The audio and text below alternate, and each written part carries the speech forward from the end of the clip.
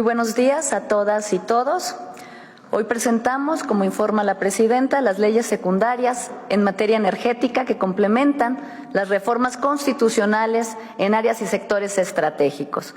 Estas reformas dan continuidad a los esfuerzos iniciados en la administración pasada, cuyo objetivo es recuperar la soberanía energética en beneficio del pueblo de México, bajo la convicción de que la energía es un insumo estratégico para el bienestar de la gente y el desarrollo del país y no una mercancía más.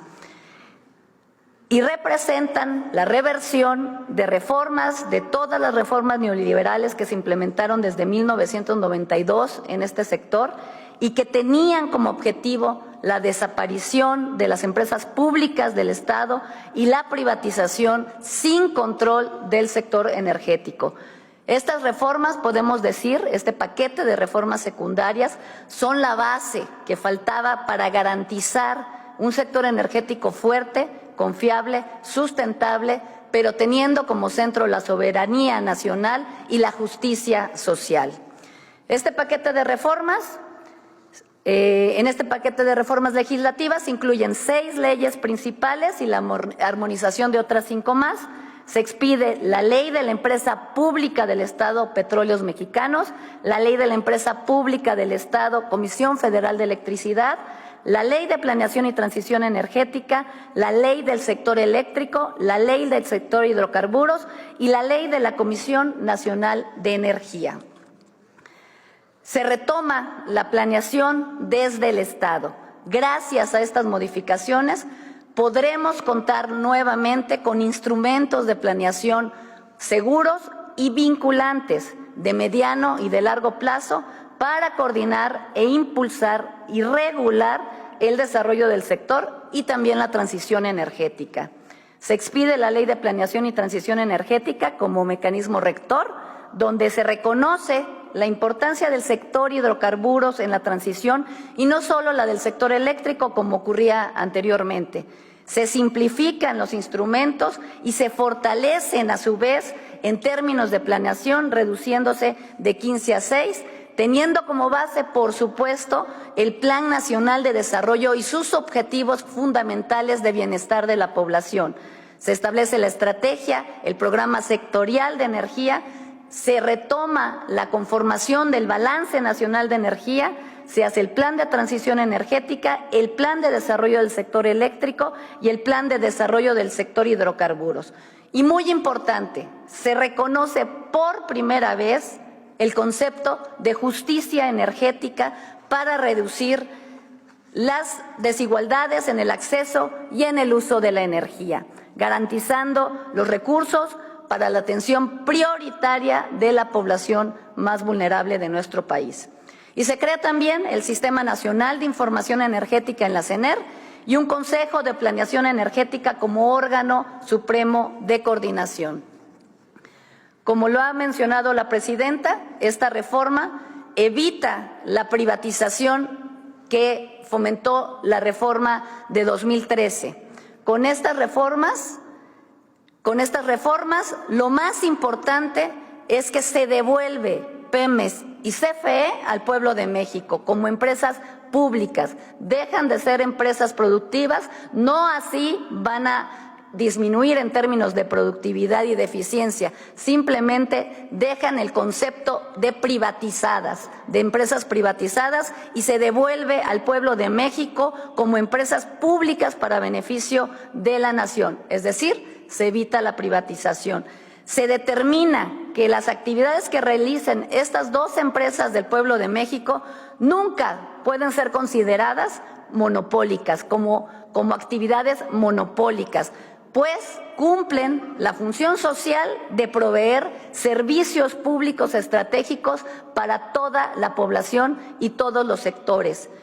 Esta reforma también, con esta reforma, desaparecen las subsidiarias, que eran empresas privadas dentro de las empresas dentro de las empresas de CFE y de Pemex. En el caso, por ejemplo, de Pemex, se contaba con 3 empresas subsidiarias y casi 50 empresas filiales, donde Pemex tenía diferentes tipos de participación y donde el control de la empresa era prácticamente, era muy complicado de realizar. Y en el caso de CFE, desaparecen las 9 empresas subsidiarias que también se comportaban como empresas privadas independientes y las 4 filiales y las 4 filiales que tenían. Esto quiere decir que con la reforma se permite volver a integrar a Pemex y a CFE horizontal y verticalmente, terminando con la absurda, estricta separación legal que les impuso la reforma de 2013 y que obstaculizaba su operación eficiente en favor de todos los mexicanos. Asimismo, se les da un régimen especial para el manejo de su presupuesto, su contabilidad y su deuda, es decir, se facilita su operación y se fortalece el principio de austeridad dentro de las empresas con lineamientos y metas anuales específicas. En el caso de la ley del sector eléctrico, como mencioné, se reconoce por primera vez el concepto de justicia energética para reducir desigualdades en el acceso y uso de la energía. Se reconoce que la esencia de la CFE y de Pemex es cumplir con su responsabilidad social, pero también se garantiza la continuidad, accesibilidad, seguridad, confiabilidad, tanto del sistema eléctrico nacional como de la provisión de hidrocarburos y de gas natural. Se define, en el caso de la ley del sector eléctrico, se define el concepto de prevalencia con el cual simplemente garantizamos que la propiedad y la generación de energía tenga prevalencia en términos del sector público. La prevalencia será para la CFE, la cual se garantiza desde la planeación, manteniendo al menos el 54% del promedio anual de la generación eléctrica. Y se establece el objetivo de brindar electricidad desde una perspectiva de derechos, evitando el lucro, por lo que se mantiene el compromiso de no incrementar las tarifas por encima de la inflación. Y también se definen las áreas de participación de la iniciativa privada y se reconoce su participación ordenada y transparente. En cuanto a la participación privada, se prevén 6 esquemas, 3 para consumo propio y 3 para generación de energía. Para consumo propio se determina la generación distribuida residencial y comercial, incrementando su capacidad, como lo hemos mencionado aquí, de 0.5 a 0.7 megawatts sin requerir permiso.